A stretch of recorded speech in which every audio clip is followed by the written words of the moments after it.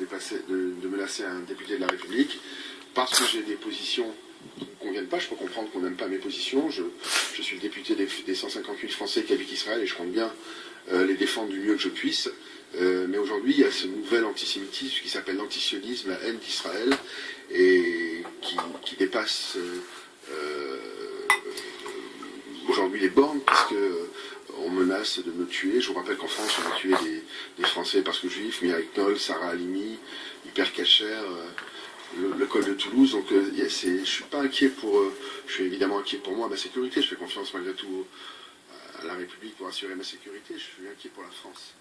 Je suis inquiet qu'aujourd'hui, il y ait des menaces. Il y a eu des menaces d'ailleurs sur une de mes collègues, Yael Braun-Pivet, avant les vacances, aussi avec des relents antisémites. Et là, il y avait de la poudre manifeste blanche, il y avait, comme vous l'avez précisé dans votre sujet, une grosse mobilisation, et trop, c'est trop. Les menaces prennent des proportions qui dépassent aujourd'hui... Trop, c'est trop. Pico le coco. J'arrive tout de suite.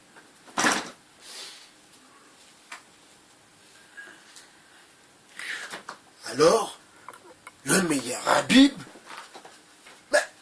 il se plaint avec sa politique de sioniste, sa politique israélienne plus qu'à droite, il vient se plaindre. Mais est-ce que vous vous imaginez quel culot, quel toupet d'avoir infiltré déjà la société française, de s'être infiltré même à l'intérieur du gouvernement, et maintenant il nous fait la pleurniche, mes amis.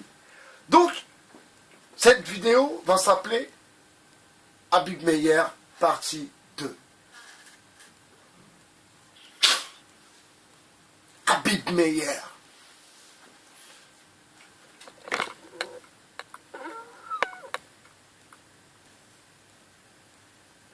Habib Meyer, qui compare, qui, ma foi, joue le jeu des amalganistes, comparer l'antisionisme, l'antisioniste, excusez-moi, et l'antisémitisme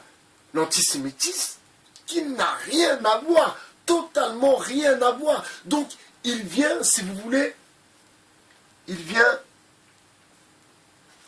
essayer de chambouler les pistes. Vous voyez le truc? En plus, dans son intervention, il compare les massacres, soi-disant, l'école, la dame. Alors, il fait un amalgame, un mix, si vous voulez, un remix de tout ce qui s'est passé dernièrement, tout en sachant que sur 10 affaires, il y en a 3 qui sont vraies. Alors, je vais vous rappeler un épisode, peut-être que vous avez oublié, tellement on vous balance de l'information pour pas que vous vous concentriez sur la vraie information qui n'est pas de la désinformation. Vous comprenez?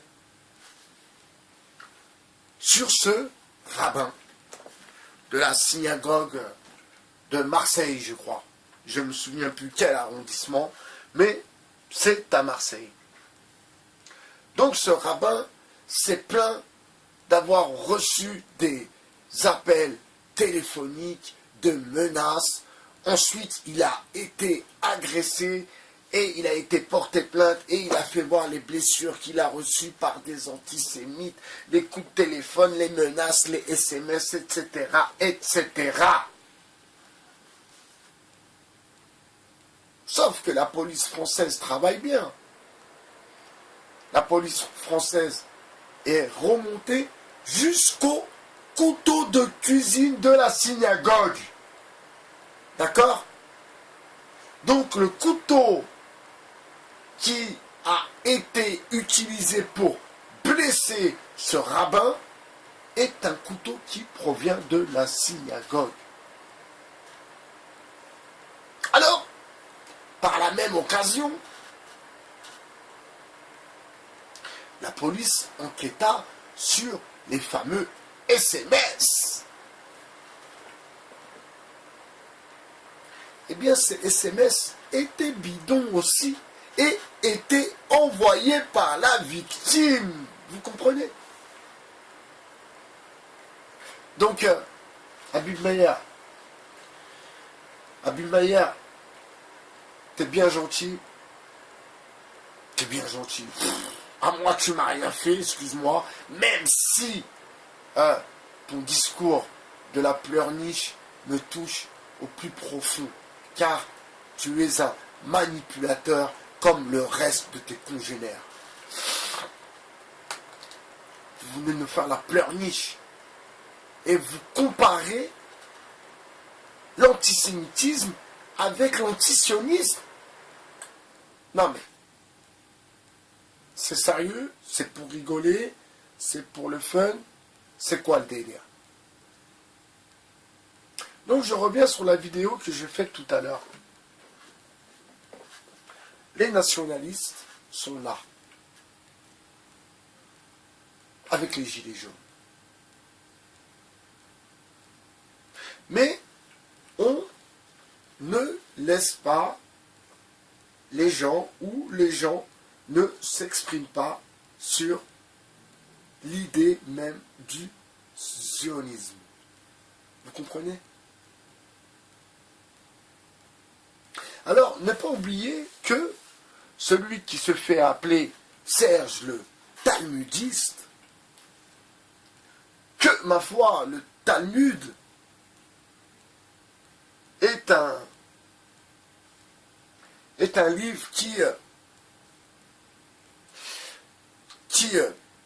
insulte, qui dénigre, qui rabaisse, qui n'aime pas, qui ne veut pas des Noirs, qui pense que les Noirs sont comme des animaux. Et ma foi, eux pensent qu'ils sont les êtres tout-puissants, les êtres sortis des Lumières.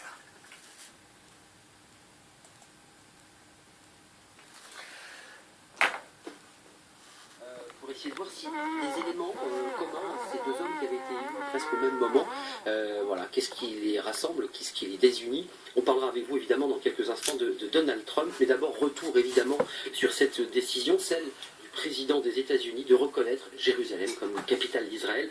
Un coup de tonnerre, vous allez le voir, qui crispe une bonne partie de la communauté internationale. Regardez. Ils ne sont qu'une poignée, pavés à la main, à faire face à l'armée israélienne. Pour ce 5e jour de colère, le mouvement perd de son souffle après des violences et des affrontements qui ont coûté la vie à 4 Palestiniens et blessé plus de 1000 personnes. Un climat de résignation et d'impuissance semble régner face au statut de la ville sainte. Le coup de tonnerre est venu de Donald Trump. Le 6 décembre dernier, le président des États-Unis reconnaît Jérusalem comme la capitale d'Israël. J'ai donc déterminé qu'il était temps de reconnaître officiellement Jérusalem comme capitale d'Israël. C'est un pas qui aurait dû être... Vous savez quoi?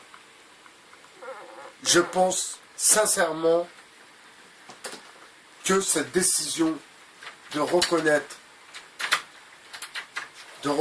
l'État d'Israël, que l'Amérique reconnaisse l'État d'Israël, vous savez, ma position personnelle concernant cette histoire, c'est que les musulmans sont restés bien oisifs. Les musulmans sont restés bien, ma foi, bien silencieux.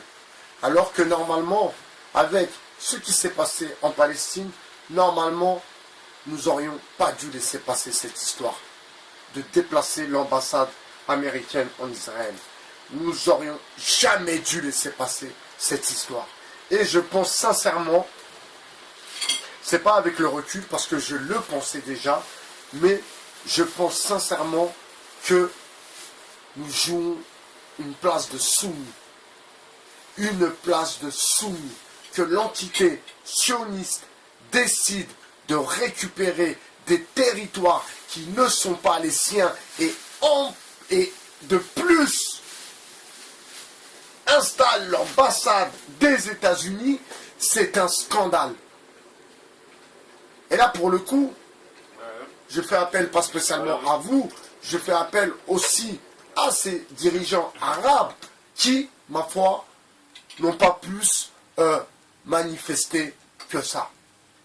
Donc, la question, c'est des gilets jaunes qui manifestent pour 40 centimes, qui manifestent pour manger des granolas, pour avoir le dernier téléphone portable, et, ma foi, une Palestine occupée, l'Amérique qui déplace son ambassade, et des musulmans qui, ma foi, restent stoïques. Alors que cette décision est une décision fondamentale, est une décision très, très, très, très importante. Et les musulmans, où sont-ils? Où sont-ils? Bye bye, cher sur le 2.0.